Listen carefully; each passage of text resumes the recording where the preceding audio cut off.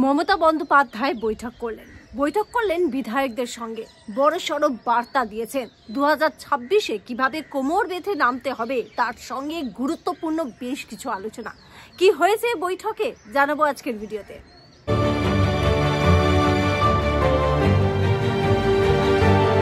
নমস্কার, the public pole breaking নিউজে আপনাদের সকলকে স্বাগত।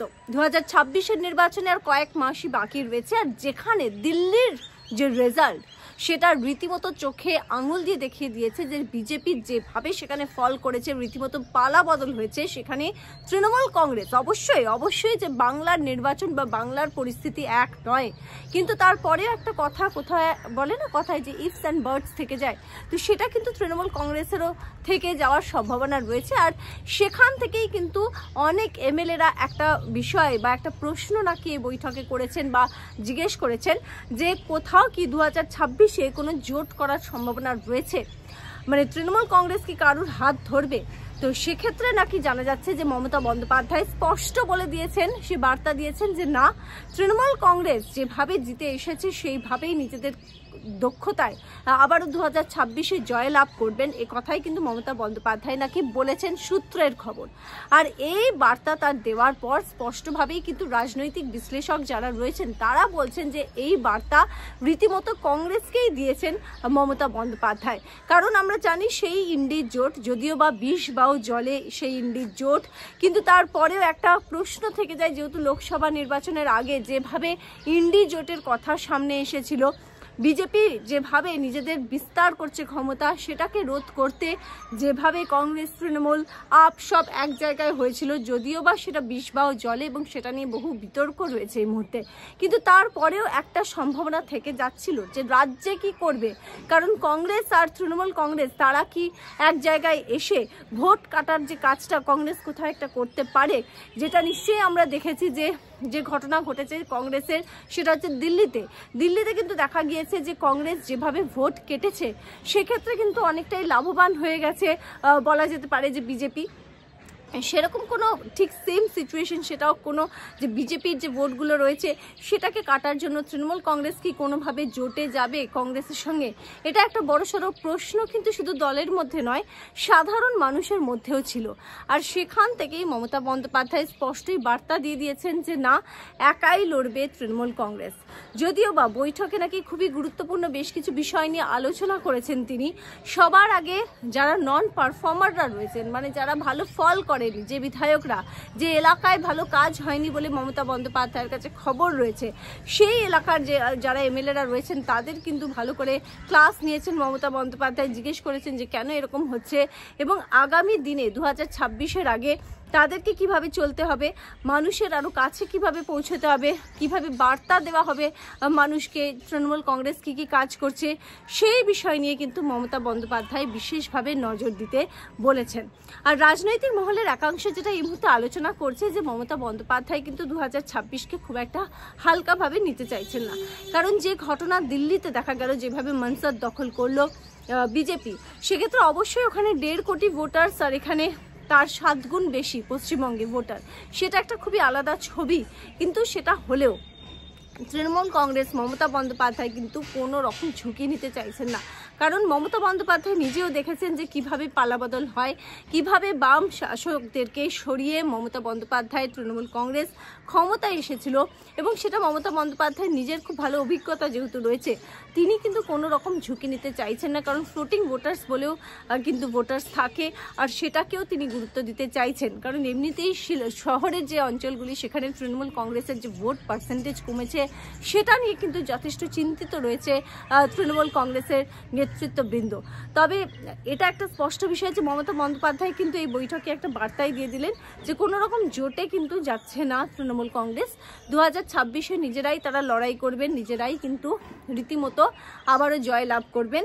হ্যাঁ, যদিও বা যে এলাকাগুলো একটু পিছিয়ে পড়া বা যেখানে তৃণমূল কংগ্রেস হেরেছে, যেখানে বিজেপির ক্যান্ডিডেট রয়েছে, সেই এলাকাগুলো যেখানে লোকসভায় ভোট পার্সেন্টেজ কমেছে তৃণমূল তৃণমূল কংগ্রেসের সেই এলাকাগুলোকে কিন্তু ভীষণই গুরুত্ব দেওয়া হবে।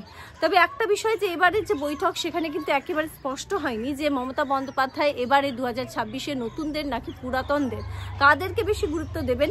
সেই বিষয়ে একটা কথা আছে যে মমতা বন্দ্যোপাধ্যায় যে পুরনো তৃণমূল নাকি অভিষেক বন্দ্যোপাধ্যায়ের নতুন তৃণমূল, এই যে আলোচনা এখন পশ্চিমবাংলায় প্রত্যেকটা জায়গায় হয় সেই বিষয় নিয়ে কিন্তু কোনো ইঙ্গিত এখনো পর্যন্ত পাওয়া যায়নি বা বৈঠকেও এই বিষয় নিয়ে কোনো কথা হয়নি। যদিও বা সাম্প্রতিক সময় যে খবরটা আমরা পাচ্ছি যে তৃণমূল কংগ্রেসে কিন্তু একটা বড় সড়ো রদবদল হতে চলেছে, আর এই রদবদলটা যথেষ্ট গুরুত্বপূর্ণ তেমনই কিন্তু বলছে রাজনৈতিক মহল। কারণ একেবারে নির্বাচনের আগে কয়েকটা মাস আগে যখন তৃণমূল কংগ্রেসের মতো এই মুহূর্তে যে শাসকে রয়েছে, যারা শাসন করছে তৃণমূল কংগ্রেস, সেই দল যখন রদবদলের পথে হাঁটবে তার কিন্তু একটা বার্তা সাধারণ মানুষের কাছে যাবে। সুতরাং খুবই ভেবে চিন্তে যে এই রদবদলটা করতে হবে সেটা কিন্তু তৃণমূল সুপ্রিমোও বুঝতে পারছেন, কারণ এই রদবদলের ক্ষেত্রে কিন্তু অনেক কিছুই ঘটতে পারে। যদিও বা আমরা দেখছি যে যারা পুরাতনরা রয়েছেন তাদেরকে কিন্তু মমতা বন্দ্যোপাধ্যায় যথেষ্ট তাদেরকে গুরুত্ব দিচ্ছেন। সব থেকে বড় কথা, জেল ফেরত যারা রয়েছেন, যেমন দেখা গেল কেষ্টকে কিংবা জ্যোতিপ্রিয় মল্লিককে, তাদের যে গুরুত্ব কতটা বেশি সেটাও কিন্তু একেবারে স্পষ্ট। এমনকি জ্যোতিপ্রিয় মল্লিককে আবারও বেশ কিছু গুরুত্বপূর্ণ দায়িত্ব দেওয়া হবে এমনটা জানা যাচ্ছে, এবং যথেষ্ট জ্যোতিপ্রিয় মল্লিকের ওপর আস্থা রাখছেন মমতা বন্দ্যোপাধ্যায়। কেষ্টর ক্ষেত্রেও কিন্তু আমরা সেটা দেখেছি, কারণ অনেকেই বলছিল যে বীরভূমে কেষ্টর আমলে যেটা ছিল সেটাকে যেভাবে কাজল শেখ ওভারটেক করে তৃণমূল কংগ্রেসকে জিতিয়ে এনে নিজের একটা জায়গা করেছে, সেখানে কি হবে? সেখানে পুরাতনকে মানে কেষ্টকেই আবার গুরুত্ব দেওয়া হবে জেল থেকে ফিরে আসার পর, নাকি কাজল শেখ অনেকটা নিজের গুরুত্ব বাড়িয়ে ফেলেছে দলে? কিন্তু শেষমেশ দেখা গেল যে মমতা বন্দ্যোপাধ্যায় কিন্তু পুরাতনকেই কাছে টেনে নিলেন, গুরুত্ব দিলেন, ফোন করলেন, বললেন যে গোটা বিষয়টা দেখতে, এবং শুধুমাত্র বীরভূম নয় তার আশেপাশে বেশ কয়েকটা এলাকার দায়িত্ব দিলেন কেষ্টর উপর। সুতরাং এই প্রসঙ্গ বা এই একটা প্রশ্ন চিহ্ন তো রয়েছেই। তবে যেটা মনে করা হচ্ছে যে 2026-এর আগে কোনো রকমভাবে মমতা বন্দ্যোপাধ্যায় ঢিলটা ছাড়তে চাইছেন না। রীতিমতো যেভাবে দল পারফর্ম করেছে লোকসভা নির্বাচনে, সেক্ষেত্রে কিন্তু লোকসভা নির্বাচনটাকে মাথায় রেখে সেক্ষেত্রে তৃণমূল কংগ্রেসের মুখ মানে মমতা বন্দ্যোপাধ্যায় রীতিমতো ঝাঁপিয়ে পড়তে চাইছেন। কারণ যে ঘটনা দিল্লিতে ঘটেছে সেটা যেন কোনোভাবে তার পুনরাবৃত্তি বাংলায় না হয়। যদিও বা পলিটিক্যাল সিনারিও বারবার আপনাদের বলছি যে একেবারে আলাদা, দিল্লির পলিটিক্যাল সিনারিও আর ওয়েস্ট বেঙ্গলের পলিটিক্যাল সিনারিওর কোনো মিল নেই, কিন্তু তারপরেও মমতা বন্দ্যোপাধ্যায় বা তৃণমূল কংগ্রেস কোনো ঝুঁকি নিতে চাইছে না। এবং সবথেকে বড় বিষয় যে তাদের কাছে প্রিপারেশনের জন্য যে সময়টা, সেই সময়টা কিন্তু খুবই কম, আর এই সময়টা কম থাকার ফলেই কিন্তু দেখা যাচ্ছে যে ঝাঁপিয়ে পড়তে চাইছেন মমতা বন্দ্যোপাধ্যায়। এবং একটা ইঙ্গিত কিন্তু এই বৈঠকে মিলেছে, সেটা হচ্ছে যে যে এলাকায় যারা ভালো কাজ করেনি, যে এমএলএ বা কোনো জেলা সভাপতি, তাদের বিরুদ্ধে যে একটা ব্যবস্থা নিতে চলেছেন মমতা বন্দ্যোপাধ্যায় বা তৃণমূল কংগ্রেস, এই দিনও কিন্তু তার কথাবার্তায় তার ইঙ্গিত আর কি মিলেছে। এটা কিন্তু অনেকেই বলছেন যে মমতা বন্দ্যোপাধ্যায় সেই ইঙ্গিত তার কথায় মিলেছে, এবং এই কথা বারবার বলা হচ্ছিল যে যারা পারফর্ম করবে তারাই কিন্তু গুরুত্ব পাবে, আর যারা পারফর্ম করতে পারছে না, ভালো কাজ করছে না, তাদের বিরুদ্ধে কিন্তু দল ব্যবস্থা নেবে। সেক্ষেত্রে আগামী দিনে যে রদবদলটা হতে চলেছে, যেটা ইতিমধ্যেই শোনা যাচ্ছে যে সম্ভাবনা রয়েছে যে চলতি মাস মানে ফেব্রুয়ারি মাসেই কিন্তু তৃণমূল কংগ্রেস সেই রদবদলটা করতে পারে, বড়সড় পদক্ষেপ নিতে পারে, সেই বিষয়টা একটা গুরুত্বপূর্ণ নজর থাকবে। গোটা বিষয়টায় আপনাদের কি মতামত অবশ্যই জানাবেন। এখন দেখার যে মমতা বন্দ্যোপাধ্যায় পুরনো তৃণমূল কংগ্রেস না নতুন তৃণমূল কংগ্রেস কিভাবে 2026-এর যে রাজনৈতিক যুদ্ধটা সেটা জয় করার কি পন্থা তিনি নেন, সেদিকে প্রত্যেকের নজর থাকবে। আর আপনাদের মতামত অবশ্যই জানাবেন, আমাদেরকে কমেন্ট সেকশনে কমেন্ট করে দেখতে থাকবেন the public pole breaking news জনতার দরবার। ভালো থাকবেন, আবার একটা নতুন ভিডিও নিয়ে দেখা হবে।